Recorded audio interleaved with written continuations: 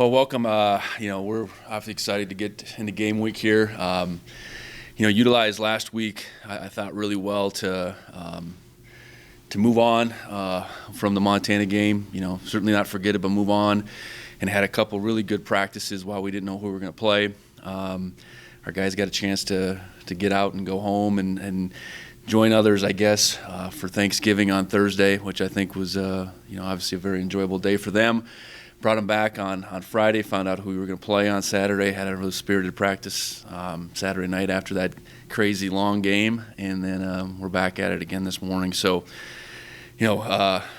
looking at the way that game unfolded, Tennessee Martin, did a lot of things well in that game. Obviously opportunistic to get the 6 turnovers and turn them into points, and the way we see it, they won a game they weren't supposed to win. Tons of momentum, and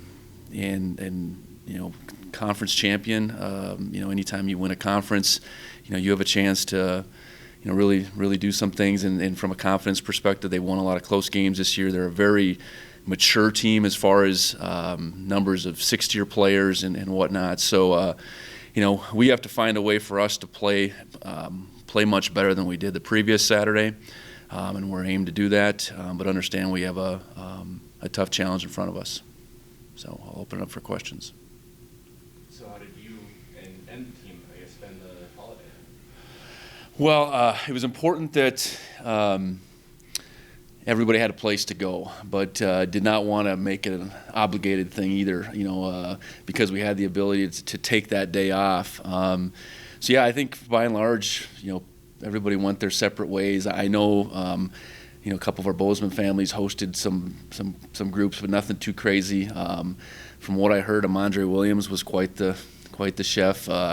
He and his fiance hosted a big group. But yeah, I think just getting away. I know the Tuesday before we had a chance to get out in the community and do some volunteer work, which was a real priority when we were given the opportunity. And I think our guys really enjoyed that opportunity to get out for a couple hours. And it was the food bank, it was Habitat, the warming center. I think we had a chance to really, hopefully, make an impact in our community that day. So yeah, it was a chance to just relax, I guess, and spend time with loved ones. Okay, you smoked a turkey, is that right? Yeah. How did it turn out? It turned out quite well. Yes, thanks for noticing. Specifically, or was it from Holland? I actually did it. Yes. Yep. She did everything else. We had a really good meal, so it was good. How was the bye week too? I mean, how much did that help in terms of kind of getting a restoration in terms of injuries, but also mentally as well? Yeah. I think anytime you have a bye, it does allow you to reset, sort of, and reset with your health, reset with your mind. And I think for us, as a football team, we were not too far removed from our previous bye, but to have another one was a real benefit. We certainly needed the rest from a health perspective, I think. And then, just recalibrating, so to speak, as we look to make a week-by-week run. And I think creating competition, was something we were able to do in those couple practices last week, where it was probably more about going offense versus defense, open some things up in special teams, so we could, again, just try to put our best 11 out there, whether it's offense, defense, special teams at a time. Saturday's practice, you described it as spirited. Why? Well, we had a nice night for one, because we didn't end up practicing until 6 o'clock, and it was, the game, I believe, didn't finish till 20 to 6. And started at 2, and it was obviously back and forth, and you're waiting on that result to know who you're going to play, and the practice was going to be dedicated towards that new opponent. But yeah, our guys had a good energy. I think once you know your direction with just about anything, I think you're taking that jump forward. So yeah, our guys enjoyed the night, and we had a good hour practice, and we're able to follow that up this morning. Any specific players stood out to you about UT Martin? I know Dan, he pointed out the running backs. Yeah, running backs, for sure. A good combination.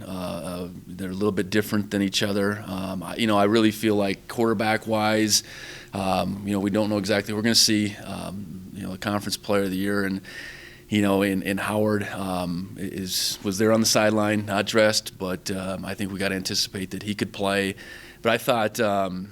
I thought Wynn came in and really made some throws. They're quite a bit different, but he made a bunch of throws, and Williams as a big target was a real problem for Missouri State. I thought he made several plays with the ball. Those 50-50 balls, and defensively they're extremely active. I know it's a three-man front. They move quite a bit. They disrupt quite a bit, and probably different than the multiple front teams that we've seen this year. But some guys that can, really cause problems, in particular in our front seven. Offensively, what do they like to do? I guess it's probably better than quarterback, but what do they like to do? What kind of plays are they? Well, yeah, that's a good question, because I think they would differ a little bit based on who's playing quarterback. They're from a run perspective, more of a zone team. And then, I know in the game on Saturday in particular, it was about finding one-on-one matchups, in particular with Williams. I know if Howard's playing quarterback, quarterback run would be a much bigger part. They really didn't run the quarterback much the other day. And again, it was their type of offense in that game dictated by how Missouri State played. I mean, they had plenty of one-on-one matchups they were getting in that game, so they were able to throw the ball down the field. I think they would, potentially look at us a little bit differently. The amount of one-on-ones, the amount of man coverage that we play relative to what Missouri State plays, I think is different. But decent balance. Certainly two backs that have a good amount of yardage, along with a quarterback, if Howard were to play, that I think rushed for just under 500 yards. So a lot of different threats, I guess, would be the way I'd pose it. And the running backs seem like one's bigger than the other. Do they run kind of that way, one faster than the other, or are they both? Yeah, I think very much that change of pace between the two, different styles. And that difference, I do think, does create problems for tacklers. Especially if you allow them to get in space. Just how you take on one guy as opposed to the other. Is a different mindset. So, that's a good blend for them that they've had going. And they didn't. When you look at 30 pounds difference between two guys, that's pretty significant. Is there a change in mentality going into postseason play versus regular season, or does it feel about the same when preparing? Well, it's win or go home. So I don't, preparation, our model, you hope you develop a pretty consistent model of how to prepare for your game on Saturday. I certainly hope you leave it all out there every Saturday we play. But the finality of it, with the result, I suppose creates a little bit more urgency. But in all likelihood, I think we have a pretty mature team that, I think has gone about our business pretty consistently. And I know last week was different when you don't know necessarily who you're going to play. But now that we know our opponent and we're in a game week, it's very much the same. I think that competitiveness that we're consistently trying to find, who's going to go out there and compete the best. Last week did give us some opportunities to maybe look at a little bit of that. In particular, I think special teams where I think we struggled more in special teams than any other game that we had to this point, and so we need to find guys that are going to go out there and value those reps and get the ball carrier down, cover, and we need to get the return games going. So I don't know. I mean, I think it allowed for some potential change, but I don't think as we're in the game week we look at it much differently. On offense, is there anything in the last week that you looked at that you really specifically want to adjust? Well, I think at the end of the night or the day, I guess on Saturday, this coming Saturday, I would look at the stat sheet and we're more balanced. and that's a product of, you know, our first and second down production and being able to be more the aggressor, I guess.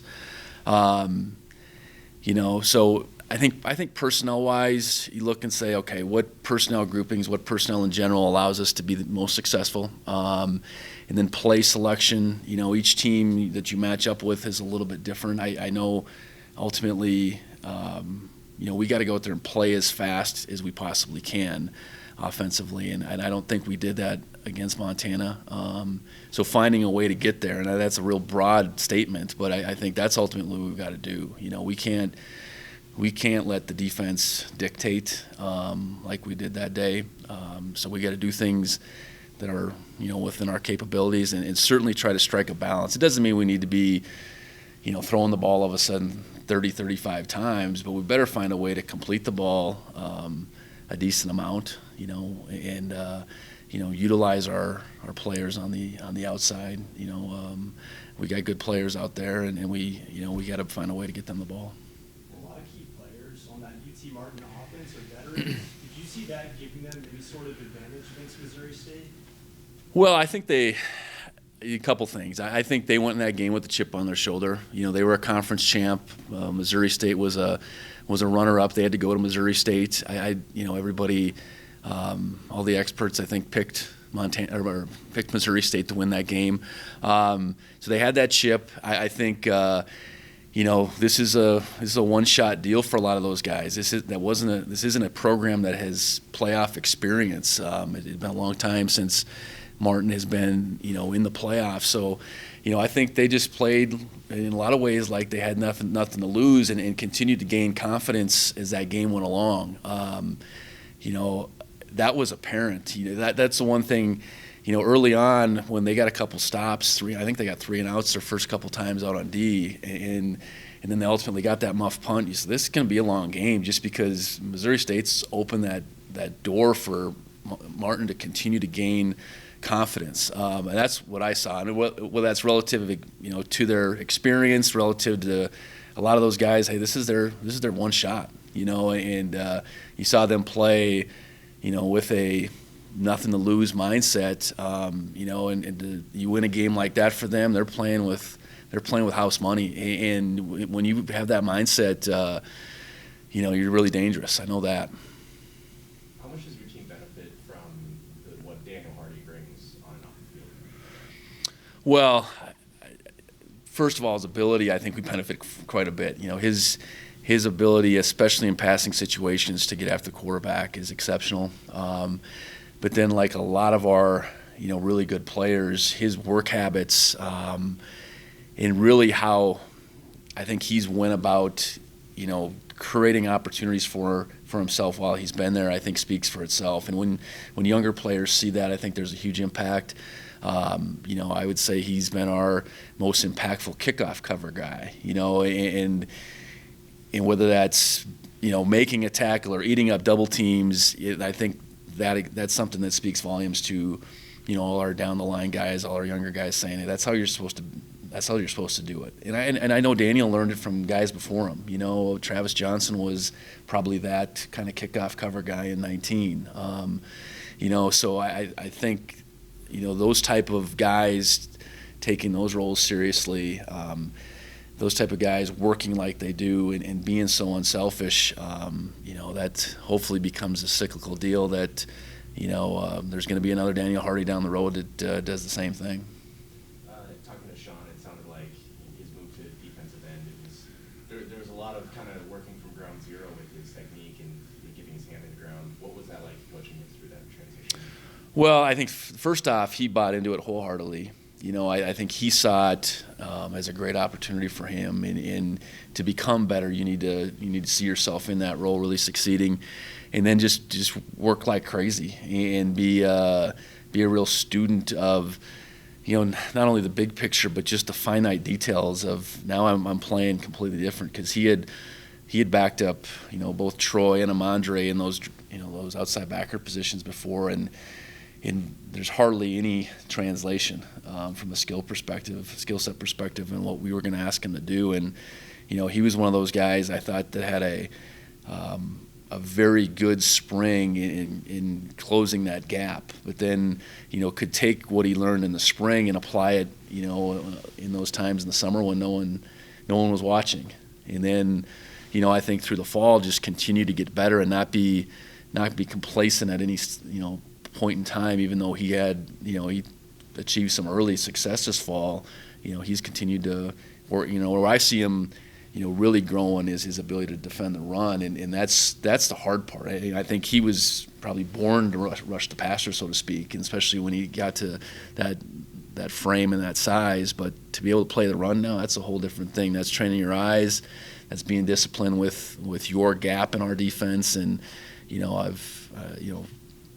our D-line coaches have really worked hard with him, both Sean and Adam, to continue, him and Andre really in very similar situations and playing a different form of that position they've ever played. So, just, really pleased with him, and I think, we need a bunch of big games out of him moving forward. Any injury updates? Yeah, coming out of that game on Saturday, we didn't suffer anything too significant. I think the week off for a guy like Isaiah was pretty significant. Guys that were out, a TJ session, I will continue to be out. Defensively, yeah, we probably got through it pretty healthy, and I'd like to think in some ways could be as healthy as we've been. Ty went down, but I think Ty, even with the week off, if we played last week, he maybe wouldn't have played, but I think he'll be able to go at it. So, I feel pretty good about where we're at health-wise. How have you felt, looking over film, how Rush has done in places? Well, I think he's got to continue to get better. To say that he exactly filled TJ's shoes, I would say that's not necessarily the case, but he's played 6 quarters now, and he's played better within that, and I think he's practiced better. And once you've been out there and the way things work, it works a little faster than you're used to in practice. You practice a little bit different. So I think we've been, pleased with Rush, but again, it's, there's a task in front of him to keep getting better through this time on the field. Yeah, he kind of mentioned some nerves before that factor is first time ever being there. Did he look it, or did he seem like he kind of settled in? Well, I think the challenging part for a young player like that, beyond the all that's at stake, the physical nature, you're playing out there at tackle, handling the noise. I think that was the one thing that I know he had a couple procedures in that game. But I think as far as his play, once he got going, I do think he settled in. But he's part of a group that didn't have their best day. There's no denying that, and there was a lot of factors that go into that. So, we have to find a way to play better up front. Rush is part of that, and will be for the the foreseeable future. And I guess just with Matt too, is there anything specifically since the beginning of the season when he played pretty well that you've seen that's kind of changed? Well, I would say this: we've played some better teams in the second half of this season as opposed to the first. I think some of the things that maybe came easy based on those opponents are easier. Haven't been there against some of our better opponents. I think he's played on his heels a little bit more. And I think that's always a challenge at quarterback when you're feeling things. Sometimes there's something to it, and sometimes there's not. And you can't play that position on your heels. And I think that game in Missoula, more than any, he played on his heels, and we got to be able to work that out of him. I think he owned that performance. He knew that that wasn't what we needed that day, and with an extra week in the mix, you'd like to think we can work him through some of that. And we haven't talked to you since the All Big Sky team came out. Saw some of your thoughts, but anything else you want to add on any of the guys who made it? Well, I think starting at the top, pleased that Troy was honored as the defensive player. I think, I think his body of work over his time here speaks for itself. But I hope that award was awarded to him because of how he's played this year. I think it all kind of works together. But I think he has been the best defensive player in our conference, and he's so impactful for us that was I was happy to see him get that honor.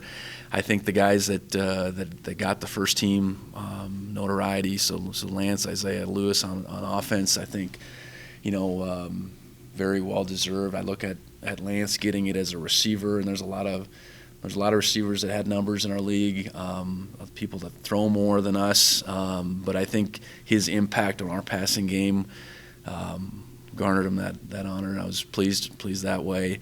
I know looking on the defensive side, Chase is a guy that other coaches know, and I probably didn't appreciate that till we got on the conference call. So, Chase, Daniel, and obviously Troy getting first team honors, I think very well deserved. And I think the way that it shook out in second and third team, I think in our league, I think happy with what our guys were. You want to get as many guys honored as you could, and I think how it fell, and in a league with a lot of good players, we're pleased about it. Coulter, do you have anything? Yeah, sure. Hey, Coach. Well, first of all, broadly, when you get into the playoffs, it's always going to be a less familiar opponent, but this is a completely unfamiliar opponent as a team that's only ever played one playoff game and never played Montana State. So from a coaching perspective, how do you go about preparing, and how is it different than it is during the normal year or during conference play? Well, like any opponent, you dig into the film.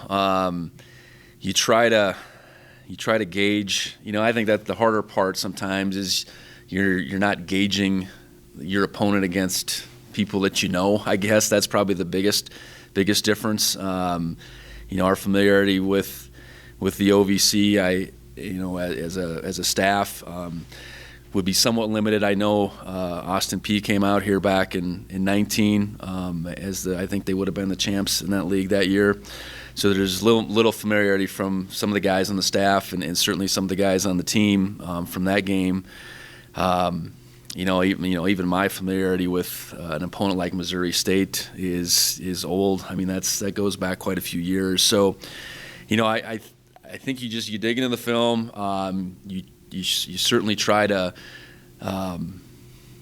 find common opponents that do things that you do. And when you have 12 games, I think you can find that in the mix of 12 games and see how they attacked similar schemes, and then try to figure out ways you can attack them at the same time. Certainly call around and try to get as much information from colleagues in the coaching community that we can, and get our guys as prepared as possible, and certainly give them the utmost respect. I think regardless of how that game went down on Saturday, who was favored, how it played out, that was the first thing we addressed. We're going to play the winners of this game. And they won because they were supposed to win that day, and they got a heck of a lot of experience. I know that's the one thing that you look up and down. There's a lot of graduates, a lot of seniors on that roster, like I mentioned before, with this one shot. And we got a little bit of that too, and I think that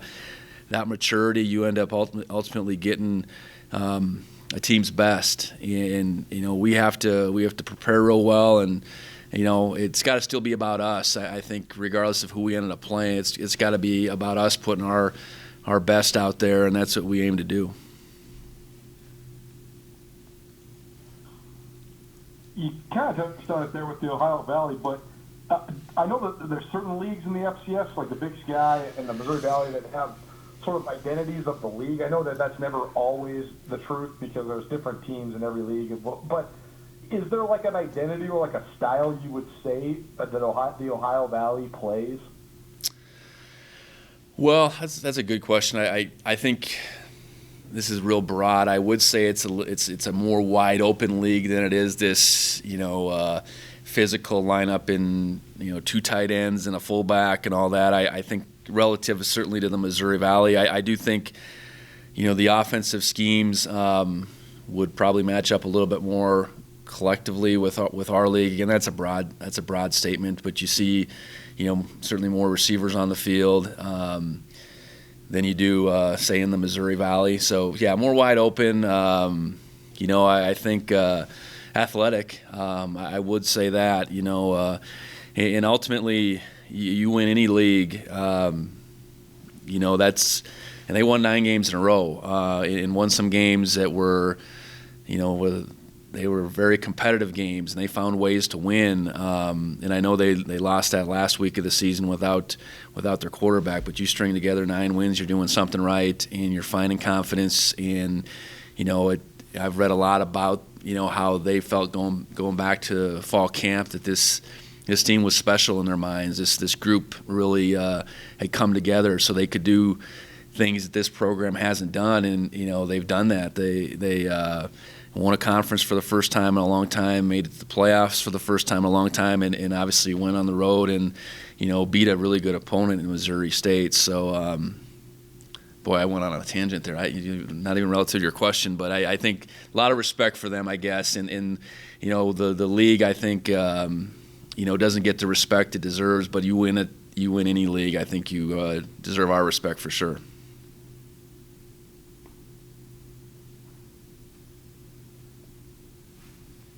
They forced 6 turnovers against Missouri State. Was that a product of something they were doing defensively, or is that a momentum thing where they just started, kind of ball hawking? Or do you worry, I guess, about the fact that they were able to force so many turnovers in the first round? Well, it's something that I think won them the game. I mean, they were +5.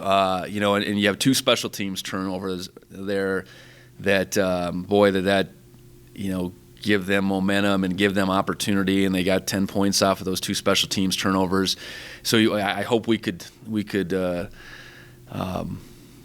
eliminate that. I think defensively the 3 picks they had, in particular the last one that closed it out. I mean, that was a really good play. That was a 50-50 little slant ball that their defender got that ball up in the air, and then another guy came in and made the pick. Yeah, so I think it's confidence. It's an aggressive nature. I know they had at least one that was pretty much thrown right to them, but they got Missouri State off the rhythm, and that you could tell in that game. UT Martin's confidence was growing, and Missouri State's.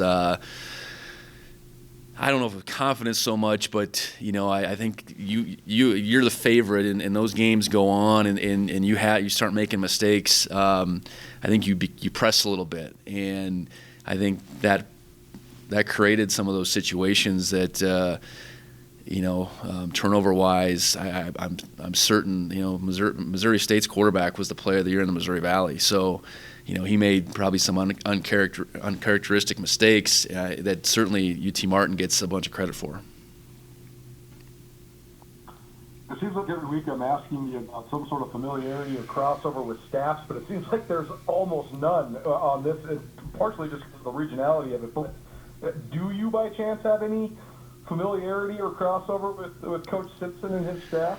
The only coach that I know is Jay McIntyre. His dad was the head coach at Colorado, Mike McIntyre. So I got to know him. We went down there to visit. Jay was a player down there. He's a young coach, but he's going to be a really good coach. He's the one coach that I know. I think we certainly, as football fans, remember Drew Tate as quarterback at Iowa, but I don't know him at all. So, that's kind of where the familiarity begins and ends. And I know that there's a lot of momentum that goes into a season, but also sometimes the renewal of a season can cause like a sort of a rebirth or a start from fresh attitude. I mean, how do you marry those two things? How do you carry the momentum from a 9-game winning streak throughout the year, but also then don't let the loss at the end of the year hinder you as you go in the playoffs? How do you kind of recapture that momentum from the regular season? Yeah, I think as we sat there at the end of the day in Missoula. There was a lot of pain and hurt, that long bus drive home, but knew that wasn't the end of this story for this team, and didn't have to be. So, keep it as simple as, hey, we're not going to forget that performance, and we got to figure out a way to play better than we did that day, but move on and make this story continue. I think that's the mindset you have to have. It's we knew going into that game that we would have a playoff opportunity. Didn't know exactly what it would be, win or lose. Didn't know exactly how that would play out. We're able to get the seed and get the bye. I think there was a sense of relief there, knowing that we'd have a chance to